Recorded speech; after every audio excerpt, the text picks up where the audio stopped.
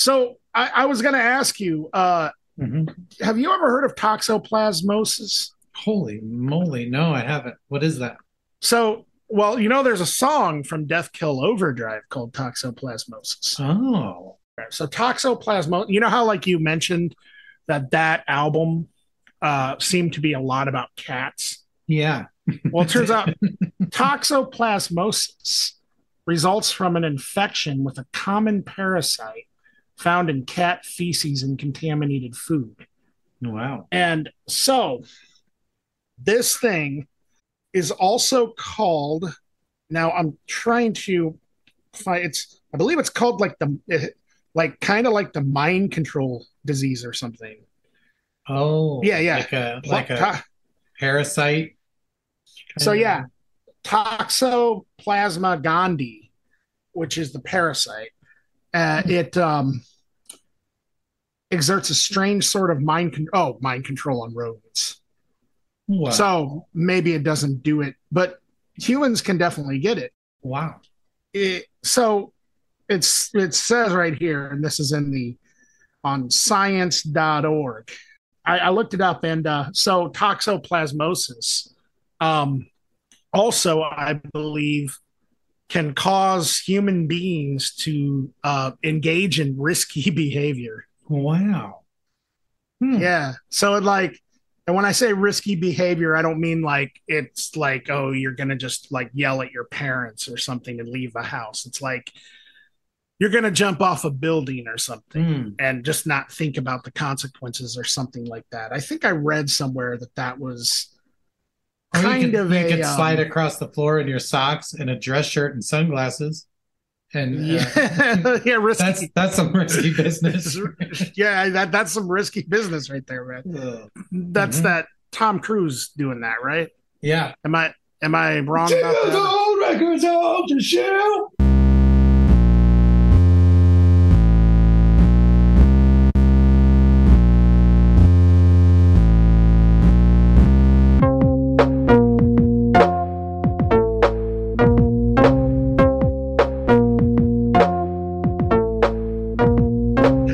Greetings, citizens of Earth. I'm Dan. And I'm Eric. Welcome to Accelerativ Thrust, where we discuss and review underground, experimental, and extreme music with a focus on the Iowa and Midwest music scene, as well as feline diseases. Yeah, mostly has to do with cats and Cheap Trick, which I gotta say is probably somebody's perfect podcast. Yeah, Cheap Trick and Cats. Somebody Maybe out maybe there. only one person out there, but Mm-hmm. shit, they might be listening, and They, they just died in your arms yeah. tonight. Yeah, you just never know. Hey, I did want to talk about something real quick though before we Mm-hmm. got into our picks. Mm-hmm. So this is related. I kind of want to roll back a little bit on something from last episode, and Mm-hmm. uh, so I re-listened to Haploid again, Yeah. and so I wanted to kind of like mention, or I wanted to talk about, because you and I both had really kind of radically different takes on Yeah. Haploid, Mm-hmm. and so I was curious just to hear it again with my ears. Um, Oh, yeah. I mean, Good because place to start. yeah, sometimes I like to listen without my ears, Yeah. but I decided to put them on Mm. for this Nice. specifically. And you know what? I gotta say that like it still reminded me of the stuff that I talked about, Yeah. but I actually, for whatever reason, I don't know why, upon second listen, I Mm-hmm. see where you're coming from with your take on it way more the Hmm. second time around, which is odd because it really does have like a electronic tubeway army sort of feel to it. But here's what I think it is more Okay. than anything. The reason why it's also sounds kind of alternative rock to me or whatever Yeah. is I think it has to do with the singer's voice more than anything, which I think Mm-hmm. is awesome. The singer's voice just really has it's I don't know, it hits different most like sort of new wave, no wave electronic projects. And for some reason, I guess that was taking front and center stage in my mind during like my review. So I gotcha. I can see that. The thing was though, it wasn't a far jump for me to think that they also sounded, a lot like Bow Wow Wow in a way, or stuff like that. So yeah, it's funny to land in a spot where vocally someone sounds like Bow Wow Wow and Perry Farrell or yeah, Jane's yeah. Addiction. So it is really cool. No, I just I wanted to kind of address that real quick, just because I thought it was really interesting. That may have been the most apart we were on, like because there have been other releases where we saw things differently, but I would say that was probably the most radically different that we had. Like, what's funny? I think this week one of the picks we're going to have the same scenario. You think so? Yeah, I really do. I would be really, really interested in. Yeah, I can kind of guess which one it will be. Well, actually, all three of them are probably in contention for that happening. Yeah, but, quite possibly. Yeah, quite possibly. Well, speaking of that, I guess there's no better time and no better segue than to get started with the records. Wouldn't you say? As well. Eric? Yeah, I mean, we accidentally just started it. Come on, everybody, it's record time. So, our first pick is by an artist called Playthatboizay, and that's all one word. And it's considered an album. It's called Nocturnal. The reason I say that is it's only about 16 minutes long. The first track is definitely sort of a atmospheric sort of intro track, and the last track is a remix of another track on the album. So with that being said, I think there's really only about 4 songs on here, but I was pretty blown away by it, so much so that I've probably listened to this 10 times in the last week and a half. And since it's only 60 minutes long, that isn't quite as much of a commitment as usual, but I just keep finding myself wanting to put it on and listen to it because it just kind of hits different than other things I've heard, yet is really familiar too. Anyway, it's sort of an intense, dark, heavy horrorcore kind of thing. I think that it has other elements in it though too. What really drew me to it, of course, was the horror element of it all. But there's an intensity to the delivery that's pretty cool. And I'm sure Dan's going to have way more examples of other people that, might sound like this. My experience with hip hop, it may be long, but it's shallow. So, I've only, it's not really my wheelhouse. But elements I really liked of this were there was a really big nod to like chopped and screwed hip hop, which I love. And I think it had its moment. It kind of flared up, was real popular. And then it became it became passe a little bit. And I don't think people did it after a certain point as much. But this definitely has elements of it. And that's awesome for me. It's, like I said, really heavy, dense production, trappy drums. It's a trap. It's something else that separates it a little bit from a lot of horrorcore, just real trappy hi-hats the whole time. The music itself is really kind of like swirling and disorienting and ominous. It's always kind of just a dread, anxious feeling. I do find it to be super thorough and intentional, which is actually what drew me to chopped and screwed stuff in the first place. It's like you have these really long songs where seemingly nothing changes, but if you listen close, pretty much every bar has some element of call and response or something that they put a delay on, or there's just an added element, and it's always you can tell someone sat down and listened to it, and every step of the way they were like, okay, let's put something else weird in there. I'm gonna get real weird with it. Let's put something else in there that's going to mess with people. And I think that comes through in this. Yeah, just really cool samples and sounds just across the board. Like I said, it's really short. You might as well listen to it and see if you like it. Things that I know of that it reminded me of, like I said, this may not even be applicable, but like d.i.y, OG Ron C, who is probably my favorite chopped and screwed artist. I just think it's really irreverent and creepy and just really heavy. And then, standard stuff, 3-6 Mafia, Grave Diggers, 6 feet deep, stuff like that. But yeah, I really like the delivery. I like the presentation of the whole thing. I found it to just be really intense and off-putting in its own way, like on purpose, like it's trying to make you feel pretty uncomfortable, and I think it does it really well. So yeah, what do you think, Dan?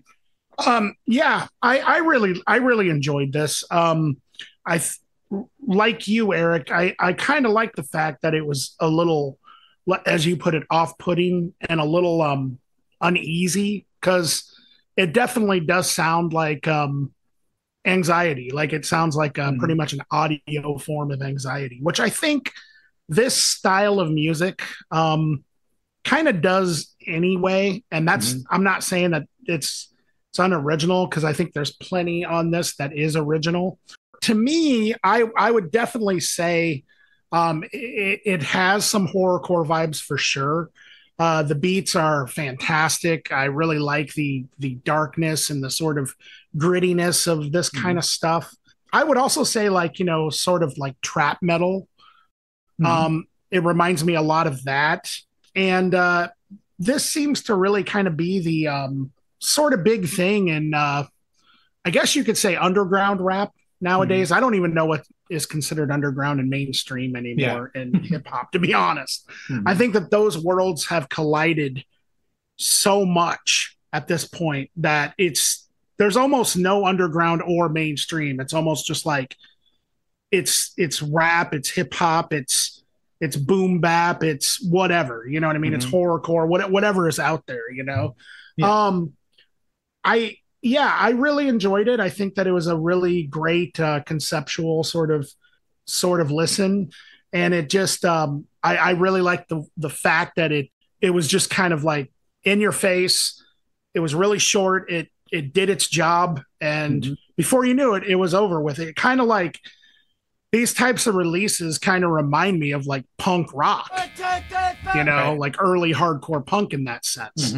And I think that's kind of in a lot of cases, that's sort of the idea that they're going for. You can definitely tell that a lot of these newer rappers are influenced by hardcore punk and sort of like metal. You hear a lot of metal influences in this kind of thing. The only complaint that I have, and it's not this release, and it's not even really a complaint, it's just kind of like sometimes I think that the flows kind of sound a little samey. Like when you start listening to like other artists, but that's not a bad thing anyway, because I listen to a lot of what you would consider indie backpacker rap. And to be honest with you, as much as maybe some hip hop elitists want to say that stuff is more original, you can definitely compare, like, for example, Wu-Tang Clan to like Mobb Deep or Nas, or you can definitely compare like Aesop Rock's flow to like LP's flow at times, and so it's not, you know what I mean. So that's such a minor gripe that it's not, I wouldn't even consider it like a complaint, because overall I think this is just a fantastic project. And is it something that I would listen to on repeat? Probably not all the time, but I could find myself coming back to this every couple of months and being like, oh yeah, this was really cool. This is that thing that Eric had me, listen to for an episode of Accelerativ Thrust, which that has happened with a lot of releases. One artist in particular this really reminded me of was Mimi Barks. Which is another one that you introduced me to, Eric, as well as Ghostmane, which is also another one that you introduced me to. So I kind of, I see like I kind of, again, that's sort of like that trap metal kind of stuff, I guess you Yeah. could say. But I also heard a lot of, I don't know, like some insane clown potsy going on. I heard a Mhm. little bit of like, yeah, like you said, grave diggers. Yeah. Also, I think, and you mentioned this group as well, and I think I've mentioned this on the show before. I think that just the sheer volume of artists that are kind of doing this sort of thing, and each of them sort of have their own take, I think kind of solidifies, and this is just an opinion from me, certifies a take that I have, which is that I think that it might be possible that 3 6 Mafia is perhaps the most influential rap Mhm. group of all time, perhaps, in terms of just like Yeah.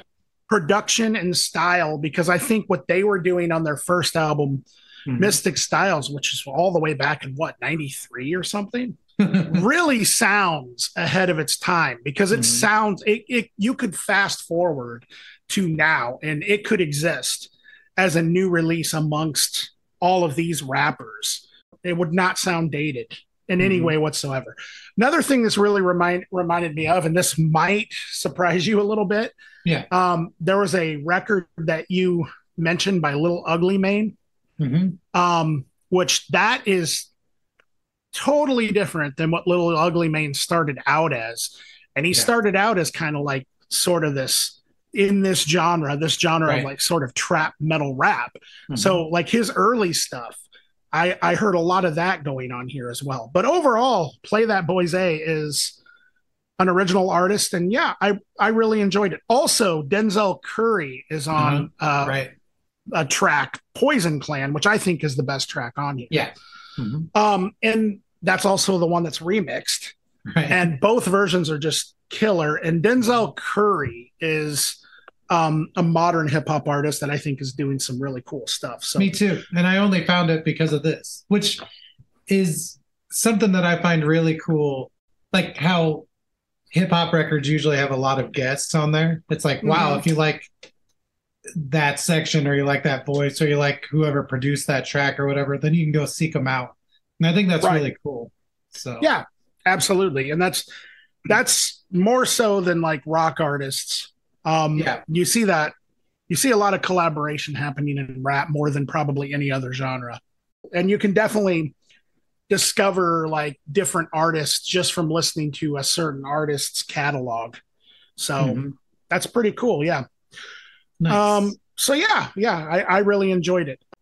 All right. So now my pick, which I don't know if you thought that I was joking or not, Eric, but you sent me a message about your pick and said, "Oh, my pick is only 16 minutes long." Right. And then I responded and said, "Well, my pick has a song that's 16 minutes long." Yeah. And I wasn't joking. Nope. There's actually a 16-minute song on this album out of, what is it, 13 songs, 14 songs? I don't There's even know. a few. Yeah. Yeah, there's a few. This is actually a pretty long record. It's from Mhm. this band called Hey Colossus. The name of this album is Dances Curse slash Curses, and they are a band from London, England. And a good friend of mine by the name of John. sent me recommendations to listen to this band, and so I did. And I was just, from the minute I heard this thing, personally, I was blown away by it. It is very ethereal, Ethereal. ethereal, yes, and otherworldly sounding. However, it does get heavy from time to time. It's got a very sort of hypnotic feel to it at times. I feel like a lot of the composition, at least in the first half of the record, is centered around the bass line. There's a lot of, I feel, songs that kind of move from the rhythm of it, if that makes any sense. Mhm. And there is sort of an element of repetition, which I think sort of plays in part of the hypnotic effect. And if it, at first it's kind of, you sort of think that, okay, they're just kind of repeating the same part over and over again. But if you listen to each instrument kind of individually, you'll hear that things are building up and things are falling down, and things are just kind of happening differently with sort of like each instrument, it sort of seems like. Um, and the guitar notes, I think, are often kind of very staccato and sort of stop start rhythms, which kind of puts me in mind of like sort of like math rock, kind of like a Fugazi-ish type thing in some areas. And it definitely has like a post rock feel to it, but then it also is, I think it's got quite a bit of a psychedelic thing kind of going on as well. There's definitely some stoner rock metal influence in there also. Another band that I feel kind of does this sort of, I wouldn't say they sound like them really in almost any way, but I do think that a band that has the same feeling, I guess you could say, when you're listening to them as Tool, especially like some of the bass playing, some of the rhythm section kind of reminds me of that, I guess, mathy sort of way that Danny Carey and Justin Chancellor play in Tool as well. Mm-hmm. I think that there's some really gorgeous guitar tones going on here. I really like the singer's voice, which reminds me a lot of Josh Homme from Queens of the Stone Age. Like, I mean, a lot, maybe mixed a little bit even at times with, I don't know, Jonah from Far, or even Bajas a little bit. There's a lot of different elements going on, but I think that they've got a very you can tell that they knew where they were going with it. So they definitely have a sound, like a pretty much hammered out sound, for lack of a better way to describe it. I think if you heard this and you were familiar with Hey Colossus, you could say, "Oh, this sounds like Hey Colossus," if that makes any sense. So the things that this really reminded me of, again, Queens of the Stone Age, a little bit of Fugazi, more so because of the bass lines than anything else, but also Tool because of the bass lines. So I mean, it's kind of I sort of just kind of feel like this post rock slash psychedelic metal thing kind of going on, and Bajas a little bit. There's definitely sort of a goth element to it as well. And then I would also say probably mostly what this reminds me of is the post rock stuff like Far and Failure. But yeah, there's definitely a psychedelic stoner rock thing happening as well. I just think it goes a lot of different places. I think the songwriting is really impressive, and I think it does a good job of kind of taking you to different places. At least for me, it did. What did you think, Eric? Yeah, this was what I was talking about earlier, where I felt like we might have sort of differing views on things. Although your description actually wasn't that far different, it's more just the examples, Sure. if that makes any sense. So, yeah, I totally heard Tool. I totally heard Queens of the Stone Age, Far, things like that you mentioned. And also, Mark Lanigan is on one song as a guest vocalist. I forgot to mention about that. Led me to realize that this is probably sort of a psychedelic metal, or at least hard rock album conceptually. But what I heard was pretty different. Okay, so the music, like Dan said, they're like long, heavy, sleepy, psychedelic kind of stuff.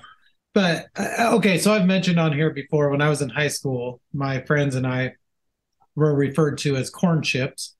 So yeah, that's actually what it reminded me of, was what I consider corn chip music. And let me expound on that, because it probably doesn't mean anything to anyone. So there's this sort of nexus in almost exclusively English music from the mid 80s through like the early 90s until grunge killed everything. And it was sort of this nexus where things like shoegaze and goth and dream pop and post punk kind of all came together. And there were the heavy end of things, and then there was a lot like the lighter end of things, but they all had this very rhythmic, just driving drum stuff while having kind of heavy psychedelic guitars, a lot of feedback, a lot of delays and things like that, like shoegaze, but maybe a little more poppy, even, or even more rockish, depending on which way you go. But yeah, tons of guitar, tons of feedback, strong, repetitious, kind of sturdy rhythms, holding the songs up.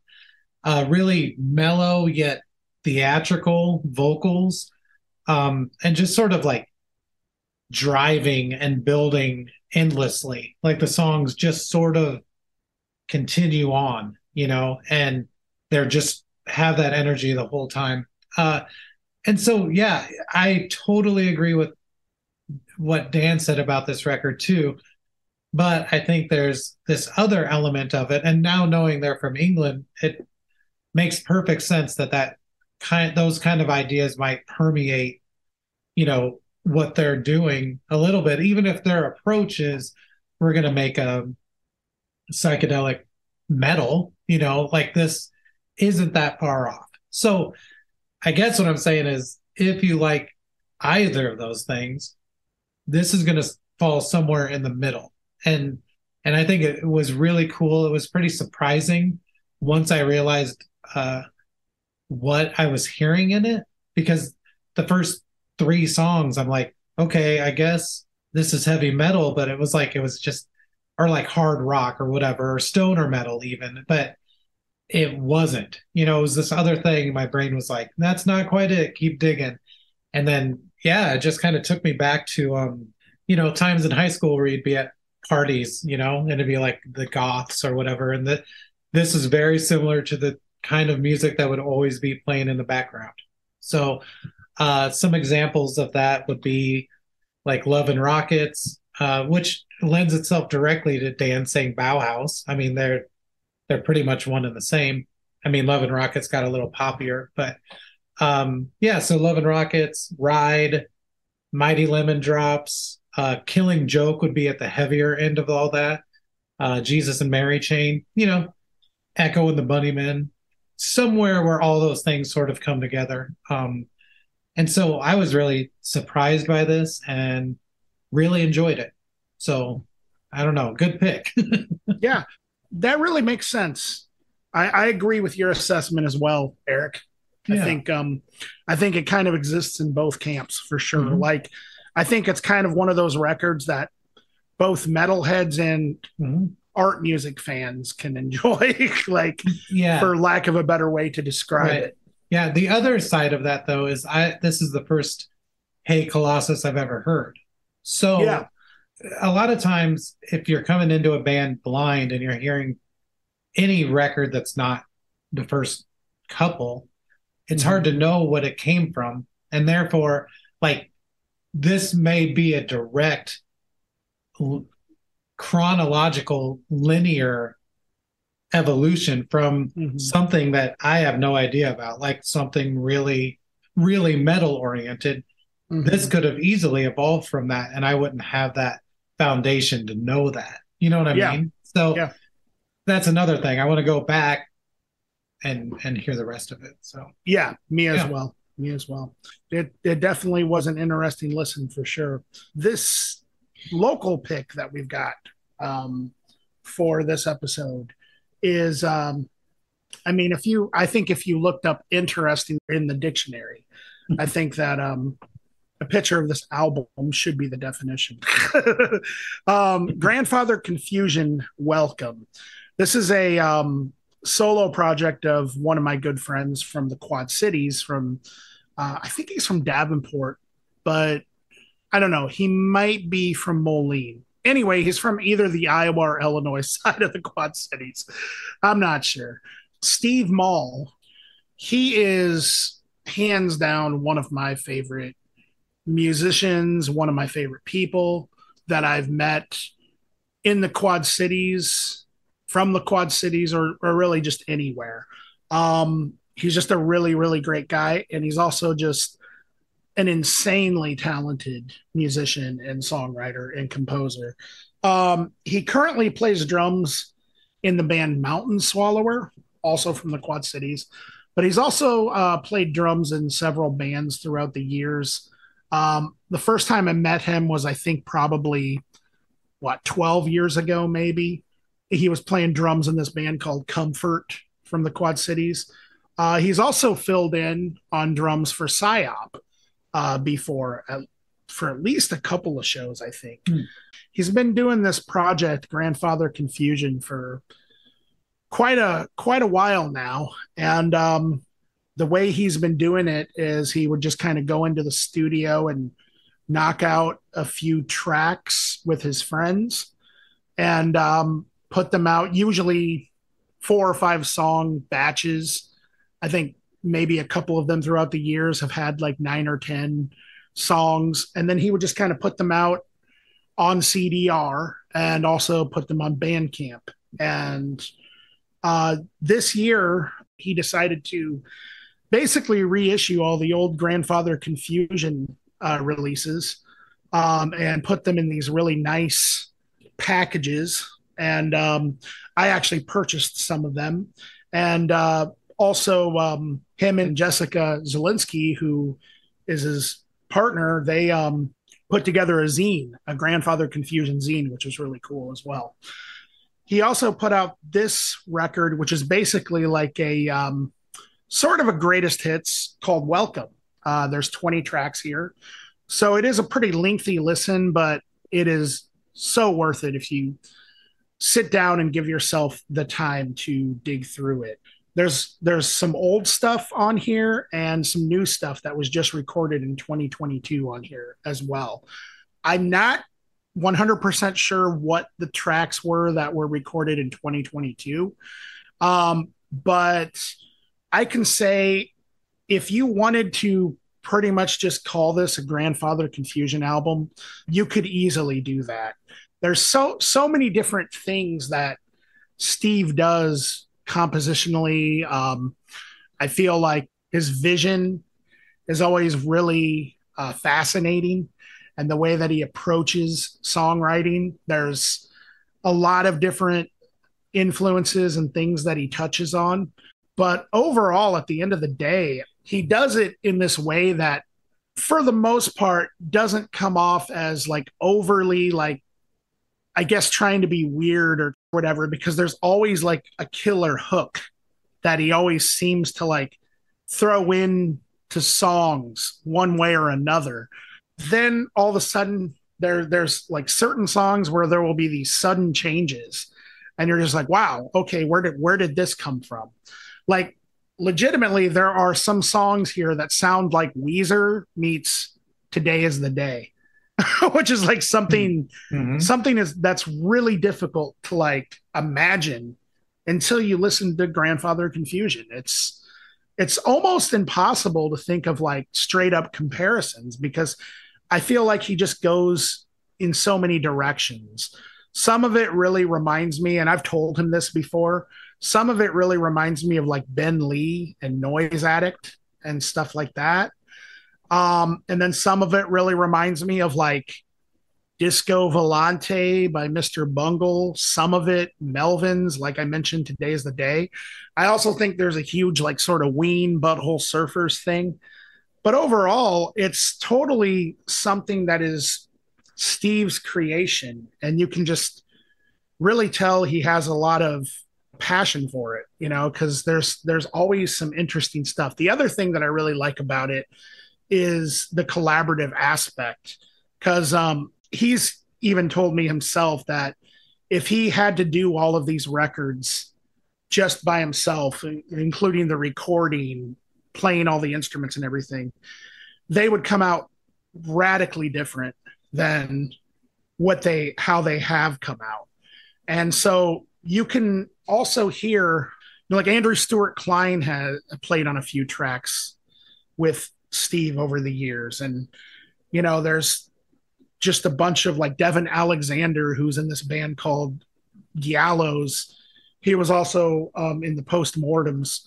He lent his hand to, I believe, the production and also some of the instruments on some of these songs. You can hear other people's input and influence. Like Steve is not afraid to let that kind of creep in, and that's another thing that I really appreciate about Steve is you can definitely tell he's all about collaboration and sort of. I think that one of the most impressive things about it too is that I think that he sort of will start, and you can hear this a lot in it. He'll start maybe the song to kind of go a certain way and then end up in a completely different place. And I think you can tell that just from the level of collaboration that's involved in some of these songs. But again, if you like really melodic stuff like Weezer, Ben Lee, a little bit of hum, maybe some shoegazy elements, but then also some pretty crazy like metal influences going on as well.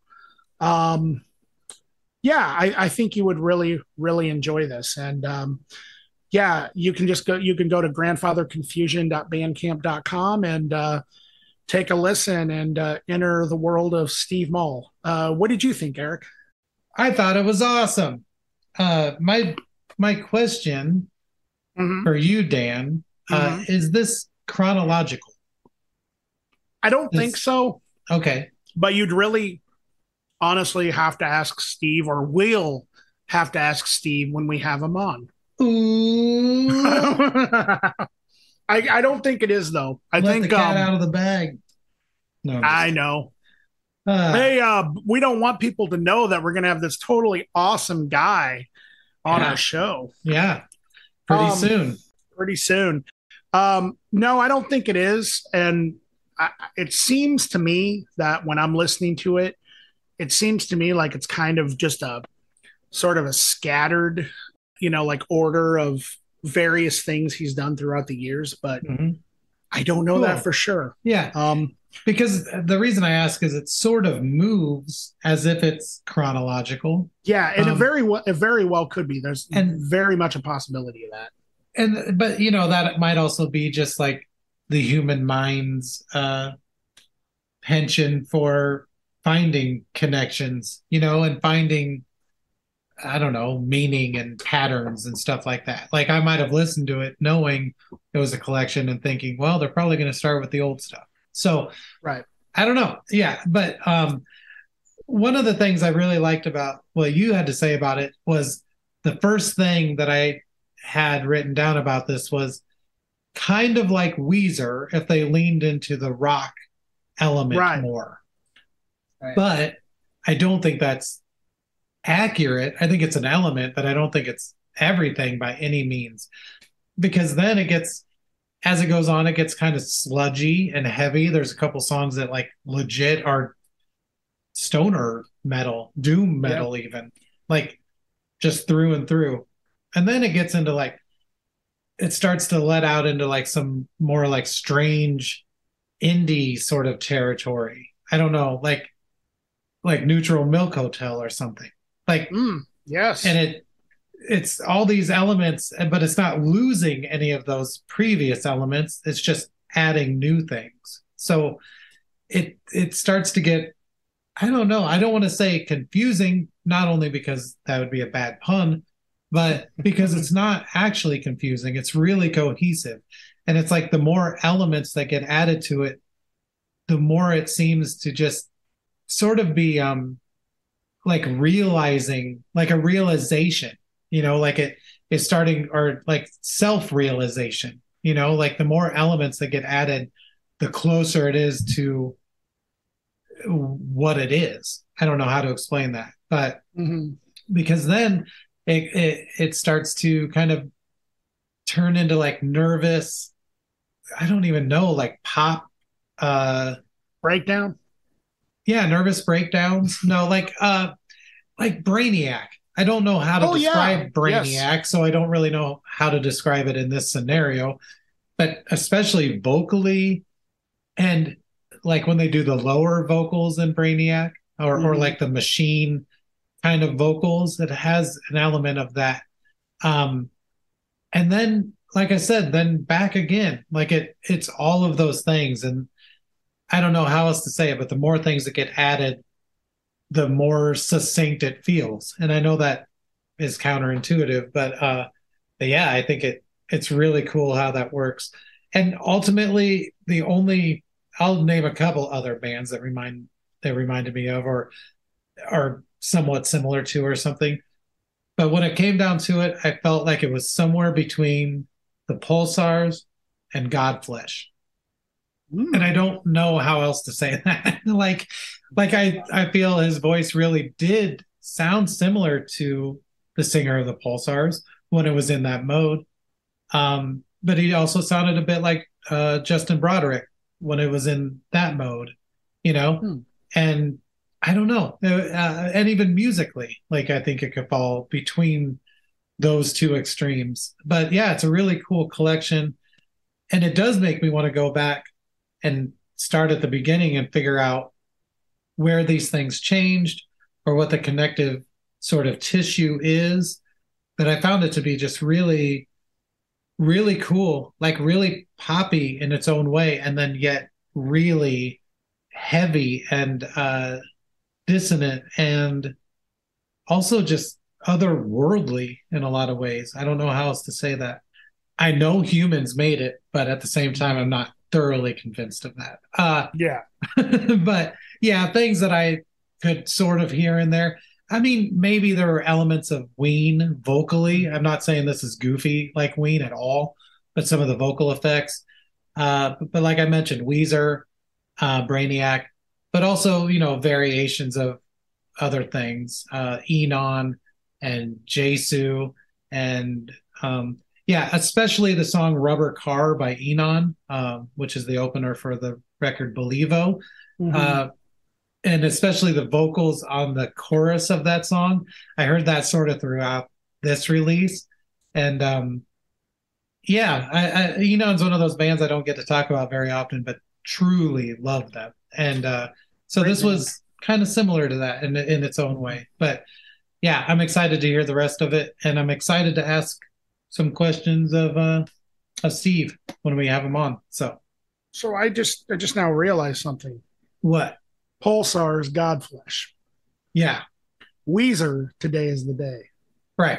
Exactly. And then I could also say Hum and the Melvins. Sure. Yeah, I can see it. When it comes down to it, Steve, if you're listening, and I know you will be. Ooh. First of all, I love you. Aww. Secondly, you have crafted a power pop sludge metal masterpiece. Yeah. And there really is like I can't really think of very many other groups or musical projects that I've ever been able to say sounds like Ben Lee and Today Is the Day. Like it's amazing. Yeah, for sure. So it kind of like segues into this like thought that I had. Oh. I was thinking that it would be kind of funny to do a song, have this like really brooding beat in the background. Like I'm thinking like do, that sort of thing. Right. Yeah. And then we're talking to each other about bands. Like, what do you think of the Pixies?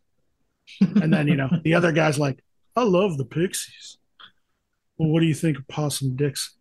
I never heard of Possum Dixon. Well, what do you think of Avenged Sevenfold? Just like little stuff like that. And that was going to be like a 20-minute song. Isn't that kind of what we do on this show now? That, except for the beat, and also like we talk in our normal voices for the most part. Well, we don't have to. We could start talking like this. I'm sure we'd pick up lots of listeners if this is how we talk. Hey, folks, are you into underground, experimental, or extreme music? Well, have I got the old podcast for you? Great. Oh, God. Greetings, citizens of Earth. Do you live in Iowa or love someone in Iowa? They got a lot of good corn. Yeah. Oh my Do you gosh. like the band corn or do you like the food corn? Don't matter. We got both of them here in Iowa. Wait, we have the band Corn here? Sometimes they've played here Oh, before yeah. Yeah, sometimes. I saw them once. in It was, Iowa. yeah. Really? It was with it was the most ill-conceived lineup I think I've ever heard of. It was Corn, and then Marilyn Manson, and then Danzig. Okay, yep. I heard about this. This was kind of a So legendary show, like in the '90s. it was kind of a big show. Mm-hmm. It was funny though, because like all of those groups were very much in their image at that moment, like very extremely. So like you had, I don't know, 15% of the crowd wearing Adidas tracksuits, Yeah. maybe 40% dressed like spooky kids, like Mhm. Marilyn Manson and makeup and everything. And then the rest of them were all just like bikers. Yeah. Yeah. It was solid. So this would have been before Korn and Manson were both like super, like this would have been like pre Antichrist Superstar, I assume, and Right. pre like the Korn's first album, probably They were supporting the first album. Yeah, because they were still supporting. Well, so I would guess 94 maybe. Okay, so this was even before Smells Like Children. It sounds like. Yeah. Wow. So like Manson, was Manson the first act, or was he the second? Second. You remember? He was okay. So Korn played first, and then okay, cool. It's crazy to think back to those times when there was a time when Korn, who became like one of the, and Manson too, both became like in 2 years' time from that show, they became like arguably the two biggest acts in rock at that time. You know what I mean? Yeah, way up there. Like 96, 97, Yeah. It's weird to think that at one time they were supporting Danzig of all who almost became sort of niche, Right. Like right. They were supporting it must have been, shoot, I don't know which record came out at that time, but it was probably Lucifuge or How the Gods Kill. And so, and pretty much after those records, I don't think they were really a mainstream group anymore. No, not necessarily. I mean, they sold records, of course, but it is funny that they were the established big band at that concert. For sure. Yeah, it really is. And I mean, Korn and Manson were definitely the new kids on the block. And their versions of metal and hard rock really did probably play a huge part in, I don't want to say demise, because I think I love Danzig and he can carry around all the kitty litter he wants and get knocked out all the time, whatever. I love him. I think he's great. And so he might get toxoplasmosis though. He might. I think that they probably did play a pretty big part in him not being as popular. Oh, sure. Well, just I mean, around that time, I mean, it's weird when people talk about metal in the 90s because there's sort of this consensus that metal was like dead in the 90s or something. And that's just not true when you actually look at the Black Album was every bit as big as, maybe not as big, but pretty damn close to Nevermind, in terms of sales. And I mean, the hype for the Black Album continued for many, many years, Sure. It's not like the Black Album ever it's still selling records to this day, For sure. So it's like, it was a certain type of metal that just died. I think hair metal died. Hair metal was what died. And then also Iron Maiden for a few years was, had some rough years during anything that was sort of like new wave of British heavy metal. Or hair metal, or even like thrash and things that represented the old kind of heavy metal didn't do very well. But then anyone who sort of expanded a little bit or stretched out a little bit did pretty well, Well, and Prong, so Pantera, Typo Negative. Yeah, Pantera. People forget how huge Pantera was in the 90s. But Crowbar, anything, all that stuff. Right. Yep. That's sort of like alternative metal. But then Korn and Manson, who are both, I mean, I wouldn't consider Manson part of the same scene as like Korn. I mean, I definitely don't think Manson was new metal by any stretch of the imagination.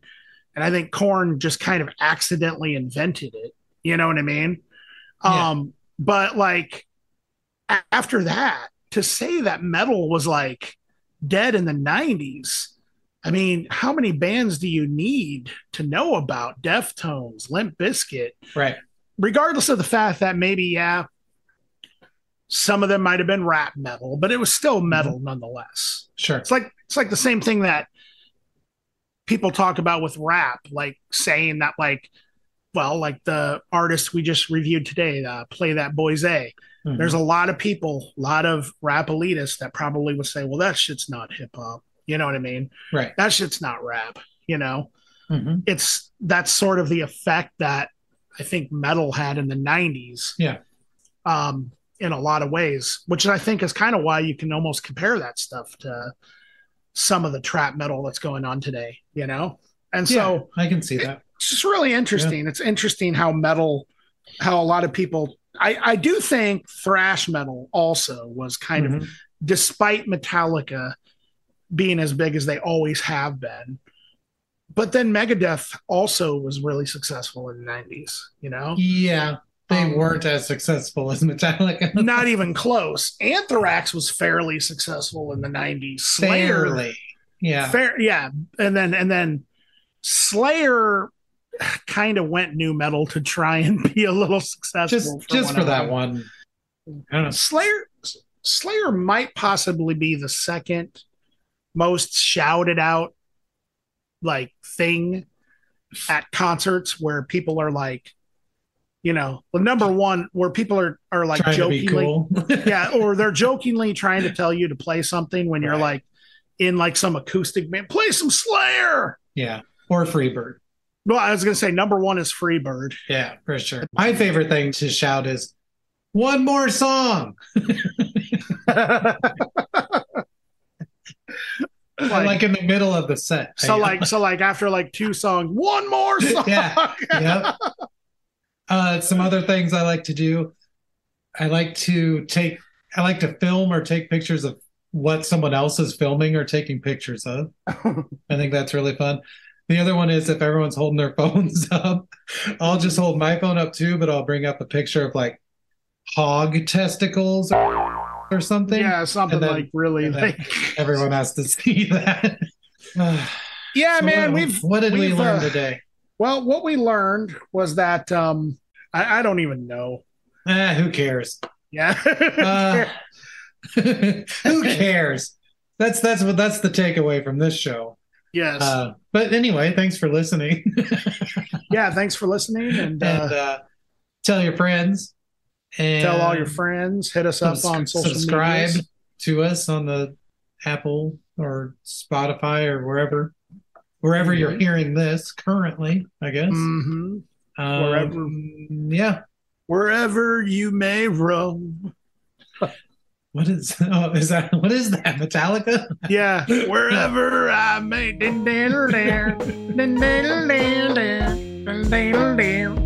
Yeah. Oh, jeez. All right. Thanks for listening, everyone. Bye. Are you gonna stay on, Eric? After? Yeah. Okay. Cool. Go click. Well, yeah, sure.